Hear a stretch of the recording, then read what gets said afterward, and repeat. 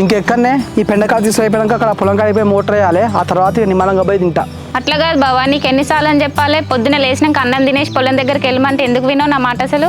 కాదే, పొద్దుగా లేచి టిఫిన్ చేసి సూటు బూట్ వేసుకొని పోయి ఏసీ రూమ్లో కూర్చొని కంప్యూటర్ ఒత్తుకుంటా చేయడానికి అన్న సాఫ్ట్వేర్ జాబ్ చేస్తాను అనుకుంటున్నావా అని? నేను చేసేది వ్యవసాయమే. పొద్దుగా లేచిన తర్వాత ఎన్నో పనులు ఉంటాయి, ఇక తిండి మీద జాస్ ఎక్కువ ఉంటుంది. జాబ్ సంగతి పక్కన పెట్టు బావా, నువ్వు టైం తినకనే నీకు గ్యాస్ వచ్చి పొట్టొస్తుంది. ఇగో ఈ జనరేషన్లో పొట్టలు బట్టలు కామన్. ఈ రోజుల్లో పొట్ట బట్టలు ఉన్నాడా అనే? అయ్యో బావా, నేను అట్లా అంటలేను. నిజంగా చెప్పాలంటే నువ్వు చూడడానికి అట్లనే బాగుంటావు. సాల్ది నీ ఏసాలు. ఇంట్లో మీ అక్క చెల్లెలు ఇద్దరే, మా తమ్ముడు పండి కూతున్నారు, నన్ను కుండ ముచ్చన్నారు. ఇక మళ్ళీ ఇప్పుడు పొట్ట బట్ట ఉంటేనే అందంగా ఉంటా అంటాను. మేమేదో జోక్గా అనుకున్నాం తీ బావా. అయినా మరిది టాపిక్ వచ్చింది కదా, మరిది ఎట్లున్నాడు మరి? వాడైతే మంచిగా ఉన్నాడు. వానికి ఒక జాబ్ వస్తే అందరికి టెన్షన్ ఉండకపో.